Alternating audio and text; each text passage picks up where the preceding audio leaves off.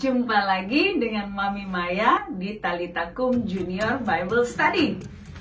Together, we study our Bible to get to know our Lord Jesus Christ.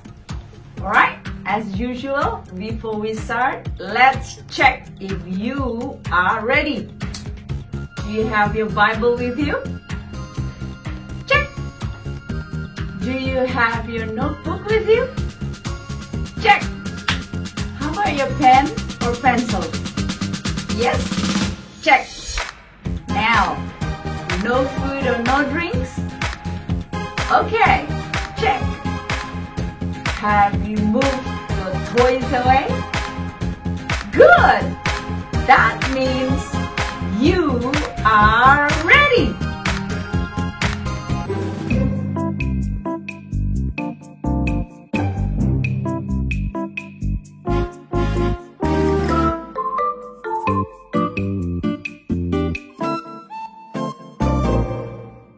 Oke anak-anak, pelajaran kali ini adalah dari Imamat 23. Sebelum kita mulai membaca, kita berdoa dulu ya.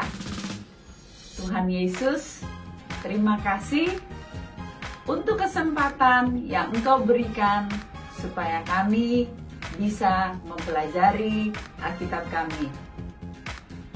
Berikan kepada kami hati yang mengerti, hati yang paham, telinga yang mendengar, sehingga kami dapat mengetahui dan mengenal Engkau lebih dalam lagi melalui pelajaran kali ini.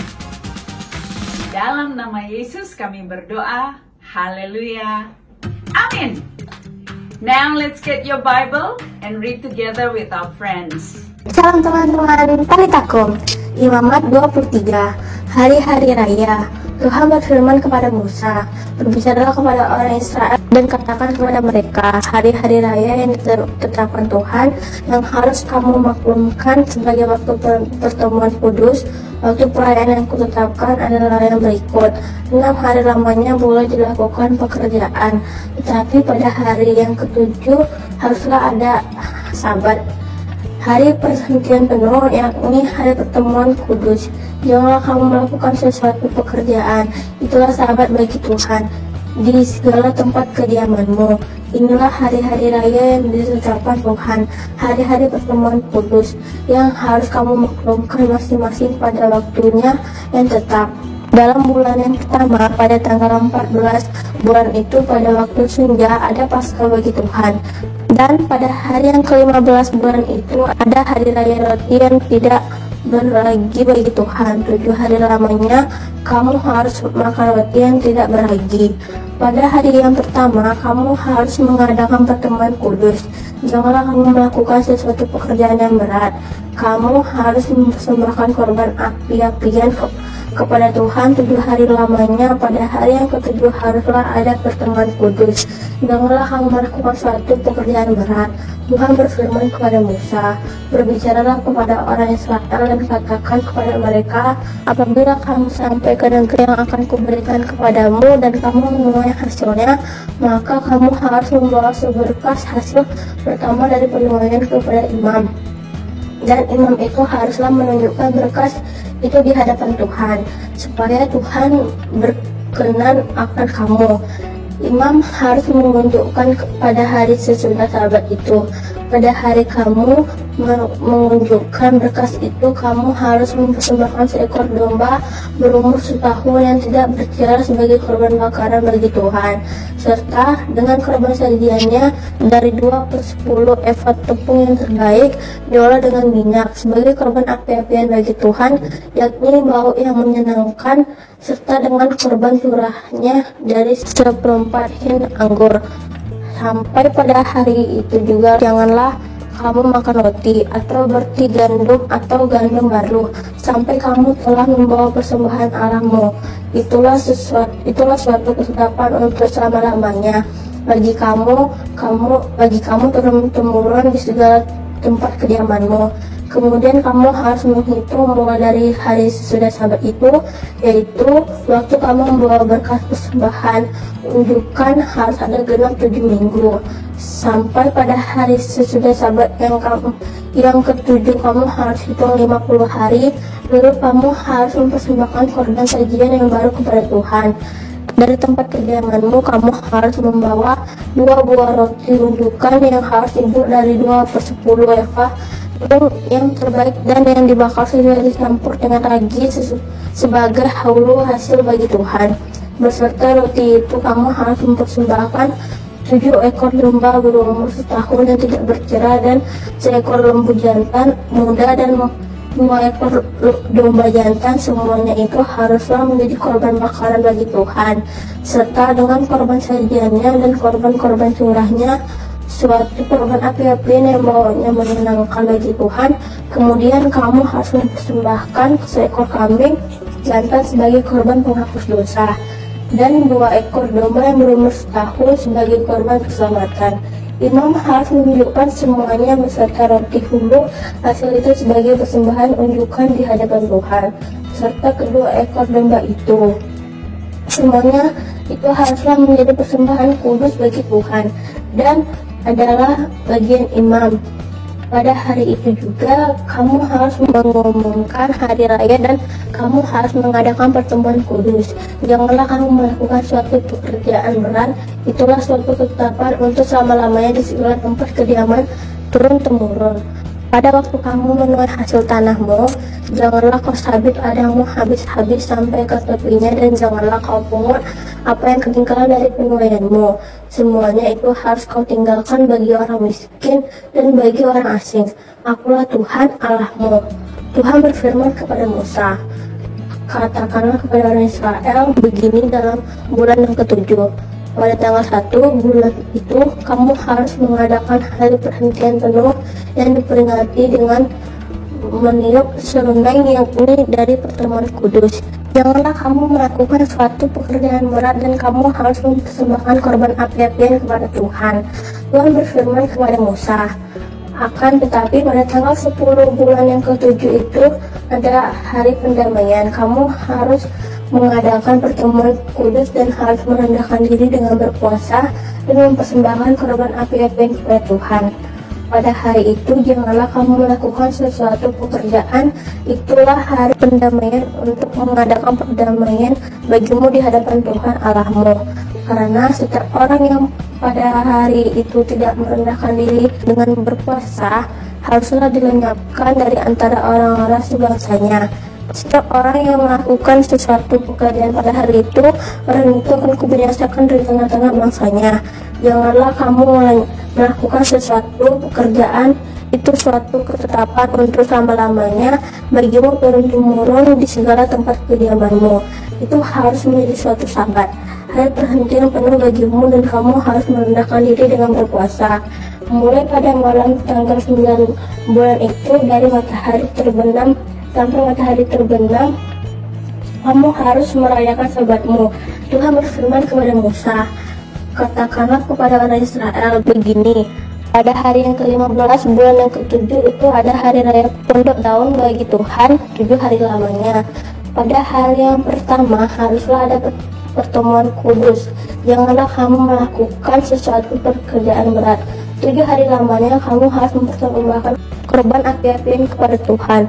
Dan pada hari yang ke-8 kamu harus mengadakan pertemuan kudus dan mempersembahkan korban api-apian kepada Tuhan. Itulah hari raya perkumpulan. Janganlah kamu melakukan sesuatu pekerjaan berat. Itulah hari raya yang ditetapkan Tuhan, yang harus kamu maklumkan sebagai hari pertemuan kudus untuk mempersembahkan korban api-apian kepada Tuhan, yaitu korban bakaran dan korban sajian, korban sembelihan dan korban-korban curahan. Setiap hari sebanyak yang ditetapkan untuk hari itu, belum termasuk hari-hari sabat Tuhan dan belum termasuk persembahanmu atau segala korban nazarmu atau segala korban sukarelamu yang kamu hendak persembahkan kepada Tuhan. Akan tetapi pada hari yang ke-15 bulan yang ke-7 itu, pada waktu mengumpulkan hasil tanahmu, kamu harus mengadakan perayaan bagi Tuhan 7 hari lamanya. Pada hari yang pertama haruslah ada perhentian penuh, dan juga pada hari yang ke-8 kamu harus ada perhentian penuh. Pada hari yang pertama kamu harus mengambil buah-buah dari pohon-pohon yang elok, pelepah-pelepah pohon kurma, ranting-ranting dari pohon yang merimbun, dan dari pohon-pohon gandarusa, dan kamu harus bersukaria di hadapan Tuhan Allahmu 7 hari lamanya. Kamu harus merayakan sebagai perayaan bagi Tuhan 7 hari lamanya dalam setahun. Itulah suatu ketetapan untuk selama-lamanya bagimu turun-temurun. Dalam bulan yang ke-7 kamu harus merayakannya. Di dalam pondok-pondok daun kamu harus tinggal 7 hari lamanya. Setiap orang asli di Israel haruslah tinggal di dalam pondok-pondok daun, supaya diketahui oleh keturunanmu bahwa aku telah menyuruh orang Israel tinggal di dalam pondok-pondok selama aku menuntun mereka sesudah keluar dari tanah Mesir. Akulah Tuhan Allahmu. Demikianlah Musa menyampaikan kepada orang Israel firman tentang hari-hari raya yang ditetapkan Tuhan. Amin. Talitakum. Nah anak-anak, Imamat 23 menjelaskan pada kita bahwa ada 7 perayaan yang harus diperingati oleh orang Israel, yaitu yang pertama, perayaan Paskah. Yang kedua, perayaan roti tidak beragi. Yang ketiga, perayaan buah sulung. Yang keempat, perayaan panen atau Pentakosta. Yang kelima, perayaan serunai atau sangkakala. Yang keenam, perayaan pendamaian. Dan yang ketujuh, perayaan pondok daun. Nah, perayaan Paskah diperingati oleh orang Israel untuk mengingat pada waktu perjamuan pertama dari korban anak domba yang diperintahkan Tuhan ketika mereka akan keluar dari tanah Mesir. Dan dengan adanya darah anak domba, mereka dihindari dari kutuk tulah yang ke-10. Perayaan Hari Roti Tidak Beragi adalah memperingati di mana orang Israel memakan roti yang tidak beragi selama mereka ada di padang gurun setelah mereka keluar dari Mesir. Perayaan buah sulung mereka peringati dengan membawa hasil panen pertama dari ladang mereka. Panen itu dipersembahkan kepada Tuhan seluruhnya. Ini adalah tanda ucapan syukur bahwa Tuhanlah yang menyediakan semua yang mereka perlukan, dan sebagai sikap iman bahwa Tuhan akan tetap terus menyediakan keperluan mereka. Perayaan panen atau yang disebut Pentakosta adalah 50 hari setelah perayaan Paskah. Mereka peringati sebagai ucapan syukur atas panen yang Tuhan berikan. Nah, pada bulan yang ke-7, bangsa Israel memasukinya dengan peniupan serunai atau trompet di hari pertama. Sebagai tanda mereka memasuki hari tenang bulan Sabat. Dan mereka pada hari itu tidak melakukan pekerjaan-pekerjaan yang berat, dan mereka mengadakan pertemuan-pertemuan kudus. Lalu ada hari perayaan yang penting, yaitu hari pendamaian, di mana ada korban yang dibawa sebagai lambang pendamaian atas dosa setahun dari umat Israel. Nah, Hari Raya Pondok Daun diperingati untuk mengenang ketika bangsa Israel keluar dari Mesir dan mereka harus tinggal di kemah atau pondok-pondok. Nah, anak-anak, yang selalu harus diperingati setiap minggu adalah hari istirahat atau hari Sabat. Anak-anak, semua hari raya ini diperingati untuk mengingatkan bangsa ini akan kekudusan, pekerjaan keselamatan yang dari Tuhan, dan mengingat penyertaan Tuhan pada mereka selama ini, sehingga mereka akan tetap terus percaya, bergantung, dan taat pada Tuhan. Sekarang, apa hubungannya perayaan-perayaan itu dengan Yesus Tuhan kita? Ini dia, peringatan Paskah adalah peringatan kematian Yesus disalib sebagai korban anak domba yang sempurna. Kematiannya terjadi secara bersamaan dengan saat pemotongan korban di Bait Suci pada perayaan Paskah orang Yahudi.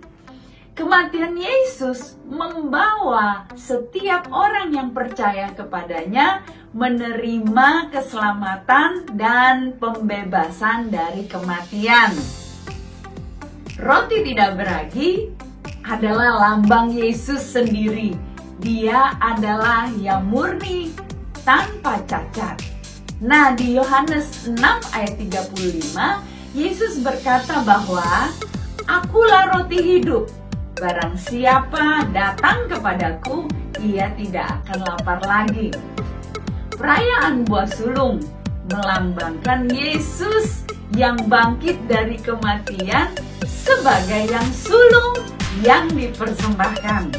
Kolose 1 ayat 18 berkata, Ialah yang sulung yang pertama bangkit dari antara orang mati. Nah, pada hari raya panen, ketika orang Israel merayakan pemberian hasil panen dari Tuhan, kita memperingatinya sebagai Pentakosta, yaitu pemberian Roh Kudus kepada kita, dan sebagai hasilnya adalah panen dan tuaian jiwa-jiwa. Pada hari raya pendamaian, korban lembu dibawa untuk lambang penghapusan dan pendamaian dosa bangsa Israel. Bagi kita, Yesus sudah menjadi korban yang menghapuskan dosa dunia dengan darahnya. Hari Raya Serunai atau Hari Raya Terompet kita rayakan nanti ketika Yesus datang kembali. Sangkakala terompet dibunyikan untuk menyambut kedatangannya di awan kemuliaan memerintah sebagai Raja. Peringatan Pondok Daun melambangkan penyertaan dan pemeliharaan Tuhan bagi bangsa Israel selama mereka ada di padang gurun, yaitu Tuhan adalah kemah tempat perlindungan mereka. Yesus yang adalah Tuhan sejak dulu memelihara dan menyertai umatnya. Ia hadir di antara umatnya dalam kemah suci. Kita sekarang adalah kemah sucinya, tempat kediaman Tuhan. Masih ingat nggak ayatnya di mana? Yes, di 1 Korintus 3 ayat 16 yang berkata, Tidak tahukah kamu bahwa kamu adalah bait Allah dan bahwa roh Allah diam di dalam kamu? Nah, anak-anak, kenapa penting buat kita untuk selalu mengingat semuanya ini? Kita mau selalu mengingat apa yang Tuhan lakukan bagi kita, keselamatan yang Dia berikan untuk kita, penyediaan yang Dia berikan untuk kita, penyertaan yang Dia berikan bagi kita, sehingga dengan mengingat semua kebaikan dan karya Tuhan, hidup kita akan selalu memuliakan. Haleluya. Nah, anak-anak, kita berdoa yuk. Ikuti doa Mami Maya ya. Tuhan Yesus, terima kasih. Engkau adalah perayaan bagi kami. Ingatkan kami terus akan pengorbananmu, keselamatan yang daripadamu, penyertaanmu, dan penyediaanmu. Kami bersyukur bahwa kami menjadi anak-anak-Mu. Terima kasih Bapa yang baik. Di dalam nama-Mu kami berdoa. Haleluya. Amin. Anak-anak, kalau ada pertanyaan atau usulan, boleh chat ke nomor WA Talitakum Junior yang ada di layar anak-anak ini. Dan jangan lupa subscribe channel Big Junior, like dan share kepada teman-teman atau keluarga lain sehingga lebih banyak orang dapat mengenal Tuhan Yesus kita. Haleluya. Alright anak-anak, keep reading your Bible, keep praying, and remember, Jesus loves you so much. See you in our next lesson. Talitha kum, yes, yes, yes.